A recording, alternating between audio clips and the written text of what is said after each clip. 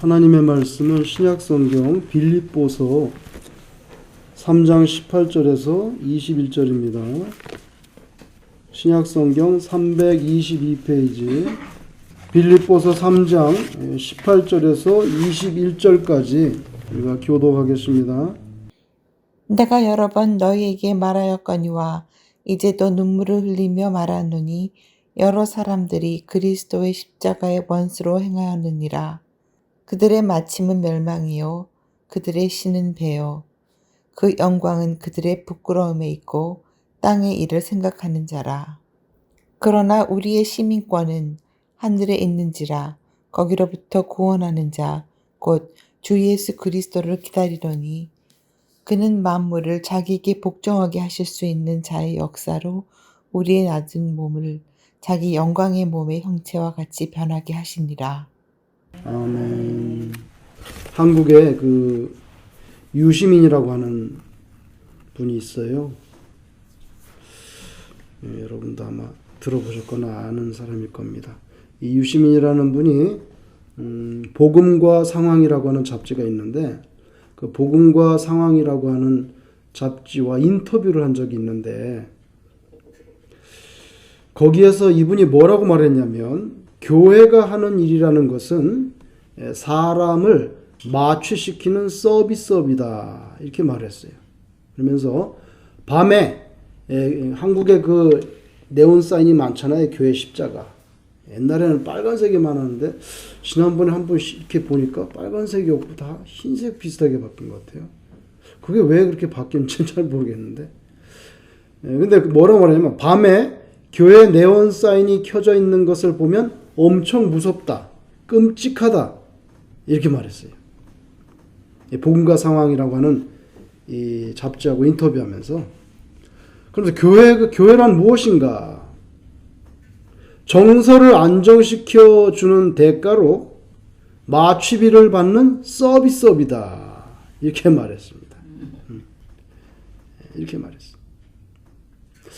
근데 이게 인터뷰한 게 나중에 이제 세상에 이제 책으로 나오니까 알려졌잖아요. 그래서 기독교인들이 난리가 났어요.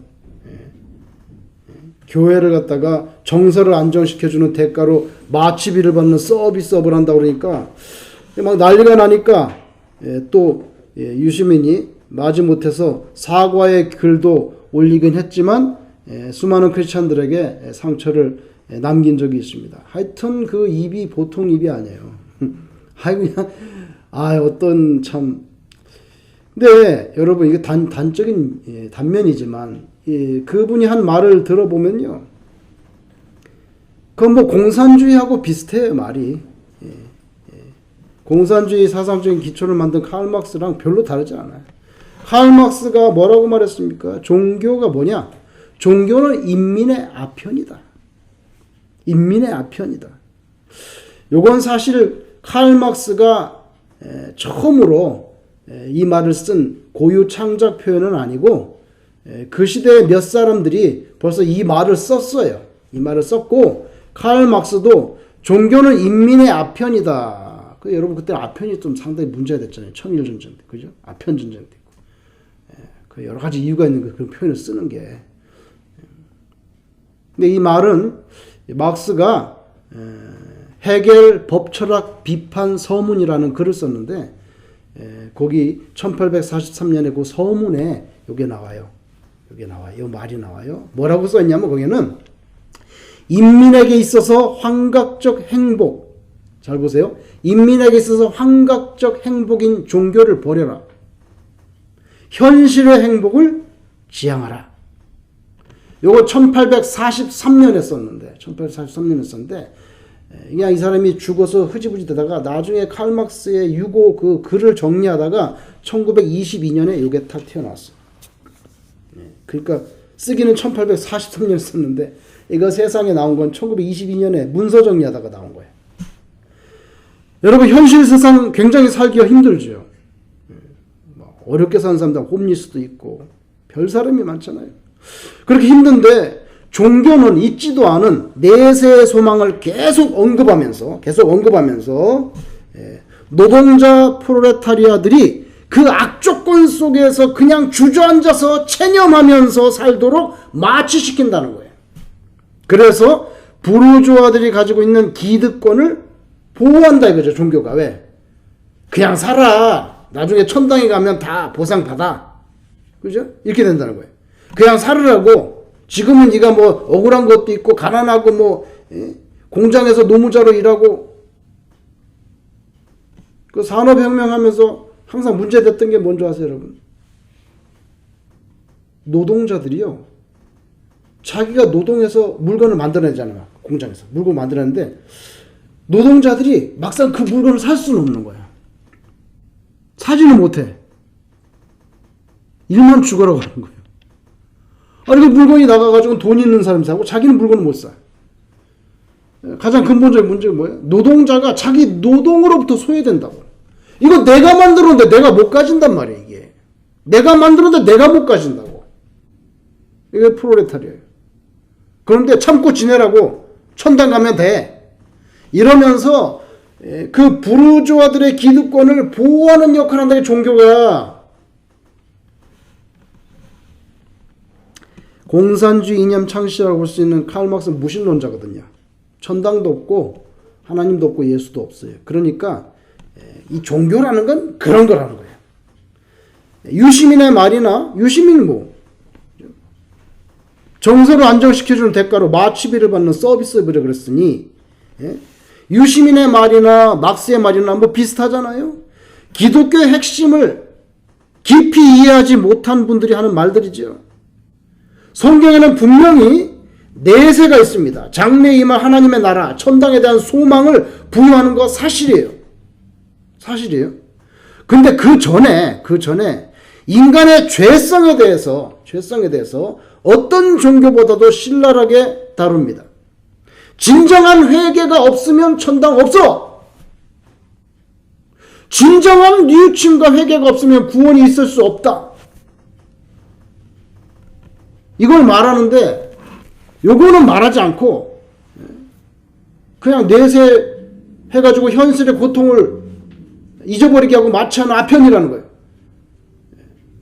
여러분, 기독교의 신앙을 보면요, 내세를 말할 뿐만 아니라 현세의 죄에 대해서 경계하게 하고 잘못된 길로부터 돌이키도록 계속 흔들어서 회개하라고 그러잖아요. 흔들어서 깨워서 각성시키는 그게 기독교 신앙이거든요. 아니, 그걸 생각해보면 사실은 마취를 시키는 게 아니고 정반대예요. 깨라고, 자지 말라고. 반대인데 무신론자들은 그렇게 말하는 거예요.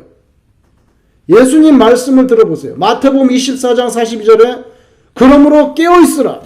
어느 날에 너희 주가 임하는지 너희가 알지 못함이니라. 깨어있으래. 마태복음 26장 41절 시험에 들지 않게 깨어 기도하라. 마가복음 13장 37절 깨어있으라. 내가 너에게 하는 이 말은 모든 사람에게 하는 말이다. 이렇게 말했어요. 누가복음 21장 36절 이러므로 너희는 장차 올 이 모든 일을 능히 피하고 인자 앞에 서도록 항상 기도하며 깨어 있으라. 이렇게 말씀하고 있단 말이에요. 언제 한번 술 취한 듯이 엎어져서 그냥 비몽사몽식으로 잠들라고 그렇게 마취 설교를 하신 적이 없어요. 예수님 마지막 순간에 겟세마네 동산에서 오히려 제자들이 곤해서 잠든 거 보시고 마음은 원이로되 육신이 약하다면서 깨어있지 못함에 대해서 안타까움을 표현했죠. 기독교는 잠들게 하는 마취 종교가 아니에요. 인간의 죄된 본성을 막 흔들어서 깨어서 정신을 차리게 하는 신앙체계란 말이에요. 근데 무신론자들이 이렇게 기독교를 갖다가 완전히 매도해버리는 거예요. 아편이라고. 그래서 이 사실에 대해 무지한 이들은 예수님께서 지신 그 고난의 십자가를 무시하고 거부하기 때문에 결국에는 십자가와 원수가 되는 거죠. 천당도 못 가고. 바울 사도가 이런 면을 생각하시면서 빌립보 교회 교인들에게도 아마 그렇게 생각하는 사람들이 있었는가 봐요. 그래서 오늘 본문 3장 18절에 뭐라 말씀합니까? 마음이 아파. 진리를 깨닫지 못하고 있어요. 마음이 아파 애통하는 마음으로 눈물을 흘리면서 이 편지를 쓰고 있다고 그래요. 그러면서 그렇게 구원의 진리를 깨닫지 못하고 영접하지 못하고 예수님 영접하지 못한 사람들은 십자가와는 원수가 되는데 그 사람들은 결국 어떻게 되느냐? 19절에 뭐라고 말합니까? 그런 사람들의 인생 종착역은 뭐예요? 멸망이라는 거예요. 멸망. 멸망밖에 될 게 없다는 거예요. 그래서 뭐라고 말합니까? 그들의 마침은 멸망이요. 영어 성경에 their destiny is destruction. 그 운명은 그냥 파멸이라는 거예요. 그 인생은 끝이라는 거예요. 그리고 이어서 뭐라고 말했습니까? 19절에 뭐라고 말했습니까? 그들의 신은 뭡니까? 배야. 배가 뭐예요? 뽕 타고 가는 배요? 그 배요? 아닙니다. 그들의 신은 뭐예요? 이배. 이배라는 거예요. 이배. 이 뭐예요? 이게 내 신이야. 먹고 사는 거. 이게 내 신이야. 그렇게 말하는 거예요. 그러니까 그들의 마침은 멸망이고요. 그들의 신은 배라. 이거 말하면 자기 자신의 위장을 채우는 것이 우상이 되어 있다는 말씀이에요. 이게 꼭 뭐 배만 채운다는 게 아니에요.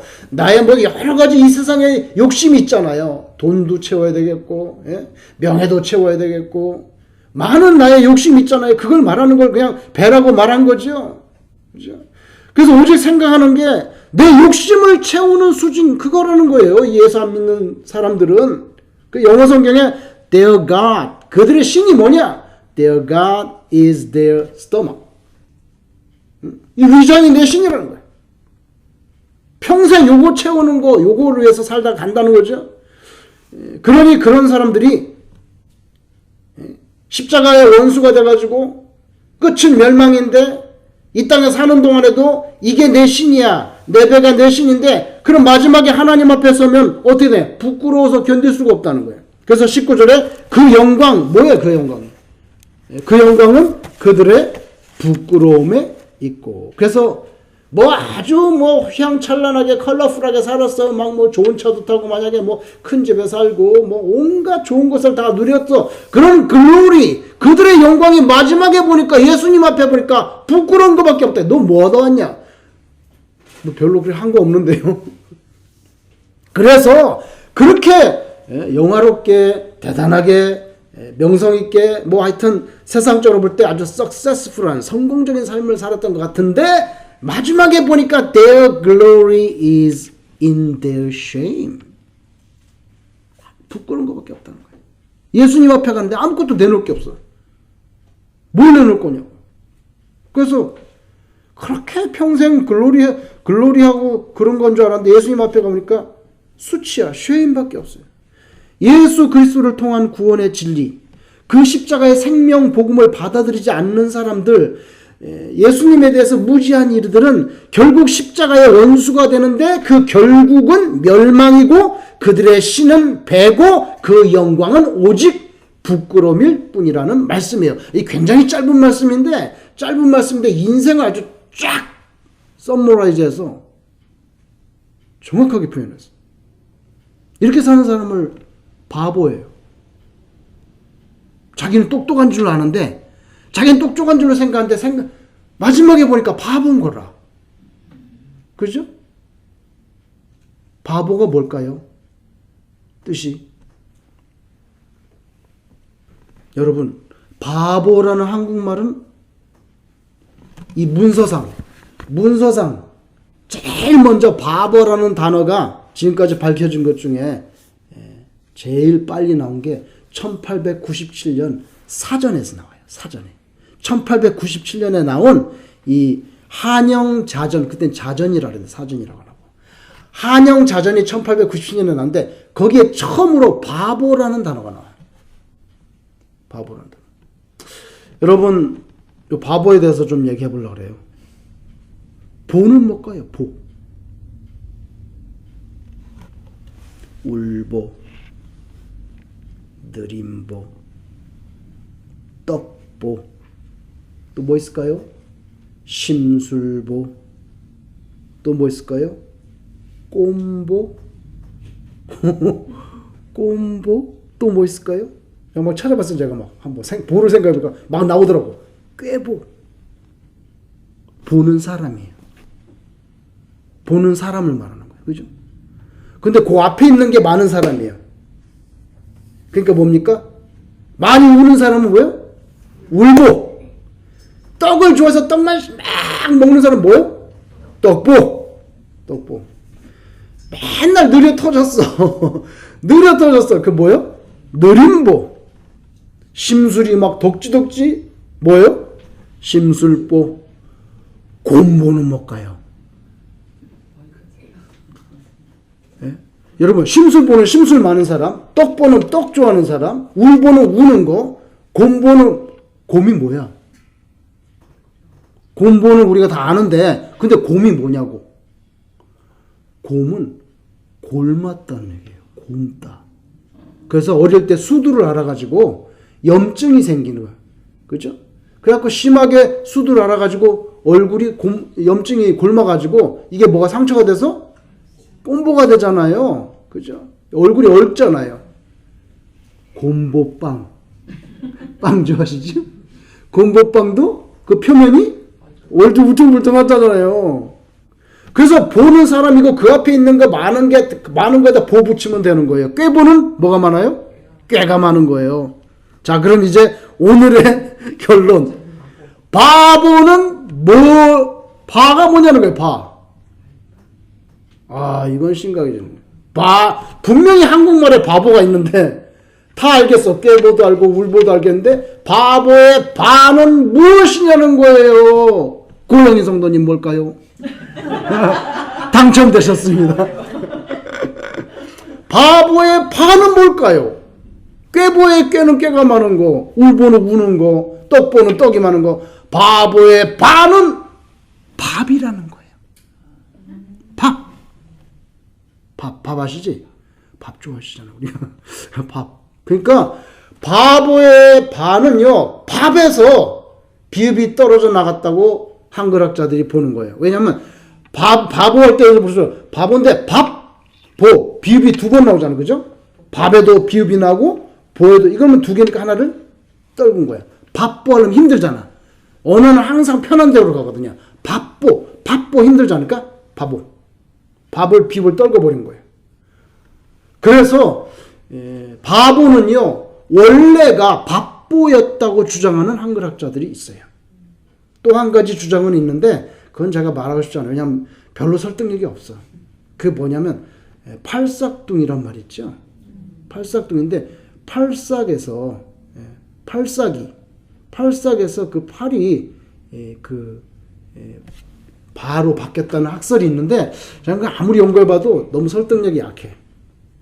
설득력이. 그래서 팔싹둥이 좀 만삭이 안 되니까 모자라는 거잖아요, 그죠? 약간 모자라는. 그래서 바보가 됐다는 건데 그 팔싹이 그 바로 변하는 거는 대단히 설명하기 어려워요. 이건. 제가 볼 때는 밥보가 맞아. 밥보가 맞아. 여러분, 성경에 나옵니다. 이제 성경에 이 밥보와 바보에 대해서 나와요. 예, 여기 이 바보, 어떤 사람 바보 되게 해주세요. 저 사람 바보 되게 해주세요. 라고 하는 저주하는 시가 나와요. 그게 다윗이 쓴 시인데, 여러분, 원수를 저주하려면 뭐 원수 혼을 내주세요. 원수 일 잘 안 되게 해주세요. 뭐 이런 건 할 수 있는데, 놀랍게도 이 다윗은요, 좀 다르게 말을 했어요. 그게 시편 69편 22절 23절에 뭐라고 냈냐면 이렇게 나 있습니다. 그들의 밥상이 올무가 되게 하시고, 이게 다윗이 쓴 거예요. 원수에게 벌을 내리세요. 막 이렇게 아니라 원수에 대해서 뭐라면 그들의 밥상이 올무가 되게 하시며 그들의 평안한 거, 그들의 평안이 덫이 되게 하소서. 그냥 그렇게 편하게 살게 해주라는 거야. 그냥 먹고 죽게. 우리말 먹고 그 다음 뭐 나와요? 떠오르지라는 거 나오잖아요. 잘 먹고 잘 살게, 한국말로. 예, 먹고 그렇게 살게 해주세요. 저 사람은요. 이런 말이에요.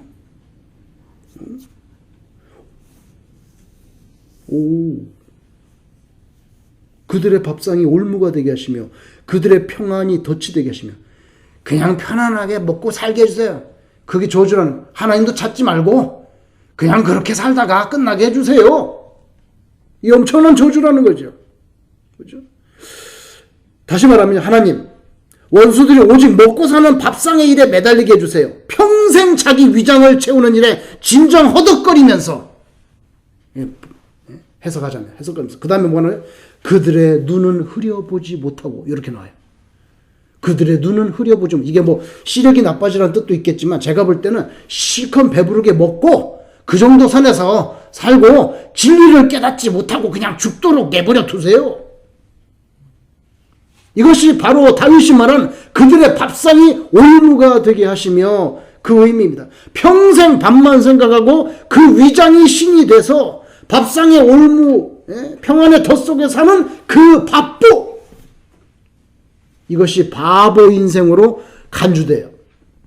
근데 이런 생각은 누가복음 12장에 보면 예수님이 비유가 하신 말씀이 어리석은 부자의 비유가 있는데, 부자는 부자인데 어리석다 이거예요. 그런데 누가복음 12장에서 예수님이 이렇게 말씀을 했어요. 12장 17절 이하에 보니까 한 부자가 그 밭에 소출이 풍성함에 심중에 생각하여 이르되 내가 곡식 쌓아둘 곳이 없으니 어찌할까 하고 또 이르되 내가 이렇게 하리라. 내 곡간을 헐고 더 크게 짓고 내 모든 곡식과 물건을 거기 쌓아두리라. 또 내가 내 영혼에게 이르되 영혼아 여러 해 쓸 물건을 많이 쌓아두었으니 평안히 쉬고 먹고 마시고 즐거워하자 하리라 하되, 하나님은 이르시되, 여기 중에 그 사람은 그렇게 생각하고 있는 거예요. 이제 막 창고도 짓고 막 꽉꽉 쌓아놓고 한 5년은 먹겠다 뭐.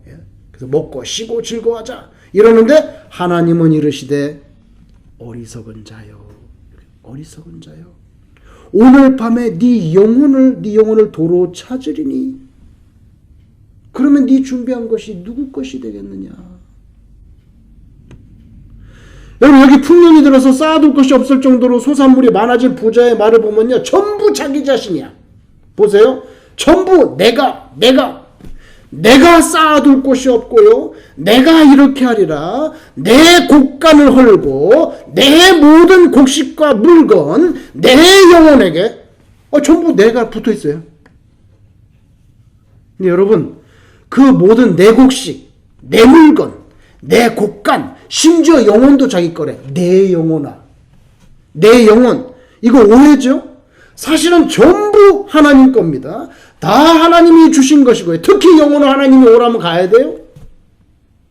그런데도 풍성한 소출 앞에서, 야, 하나님께서 올해 이렇게 많은 소출을 나에게 풍성하게 주셨구나. 하나님께 대한 감사, 하나님께 대한 찬양, 내가 이거 너무 많은데 소출이 우리 주변에 굶어 죽는 사람, 가난한 이웃, 이런 사람들과 내가 올해는 좀 나눠야 되겠다 하는 그런 고귀한 마음 같은 건 전혀 없는 거예요. 전부 내 창고, 내 곡식과 내 물건, 내가 쌓아두고 내 영혼아, 평안히 쉬고 먹고 마시고 즐거워하자. 이거 뭐 시편 69편 말씀하고 뭐가 그렇게 달라요? 밥상이 올무가 되고 평안히 덫이 되게 하소서. 하나님 찾을 필요 없어요. 그렇게 살다 그냥 끝나는 게. 여러분, 그런데 이런 사람에 대해서 하나님의 평가가 딱 한마디 나왔잖아요. 뭐라고 불렀어요? 그 사람을? 어리석은 자요. 이거 딱 한마디예요. 근데 이 어리석은 자요, 요거 헬라 원문 성경에 딱 한 단어로 됐어요. 한 단어로. 아프론. 이렇게 불렀어요. 하나님이 아프론. 이게 뭐냐면 영어로 fool이야. 바보야. 이 바보야. 원문에 한국말로 어리석은 자여라고 돼 있는데 원문에는요, 바보예요. 바보야. 오늘 내가 네 영혼 찾으면 너 어떡할래? 그거 쌓아둔 거 다 어떡할래? 여러분, 인생에 있어서 최고의 비극이 뭔지 아세요? 이 땅에 보내신 하나님의 그 뜻, 우리에게 주어진 소중한 어떤 영적인 신앙의 비전에 대해서는 도무지 관심이 없고요, 무지하고, 그거예요. 그저 그냥 나 챙겨야 돼.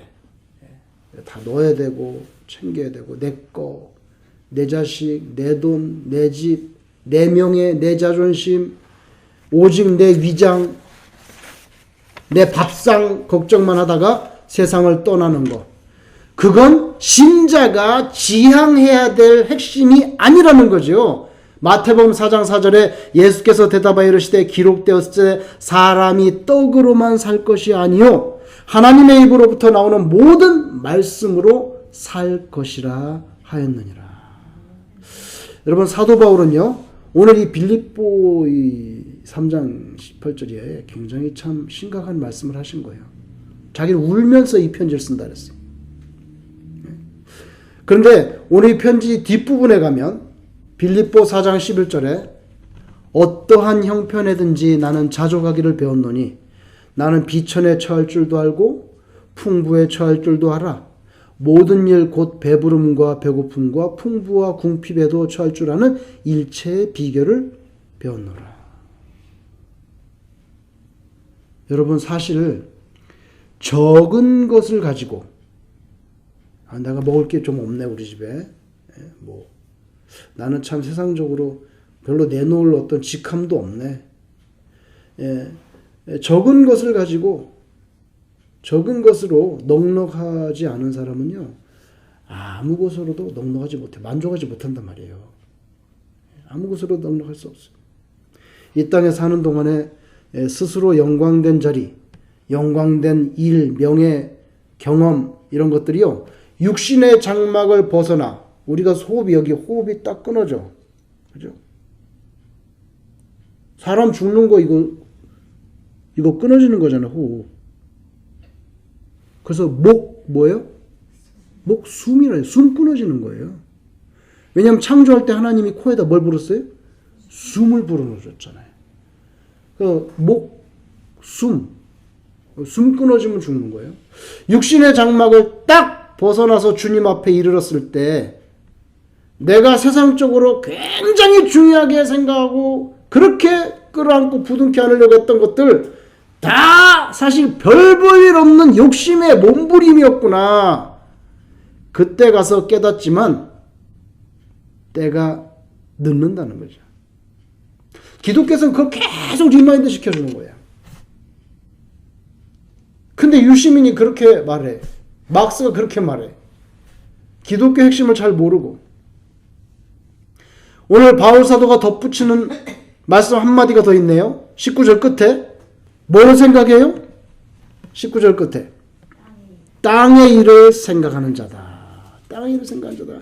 십자가와는 원수가 되고 오직 배가 우상 신이 된 인생은 그 눈이 항상 땅 끝에만 있다는 거예요.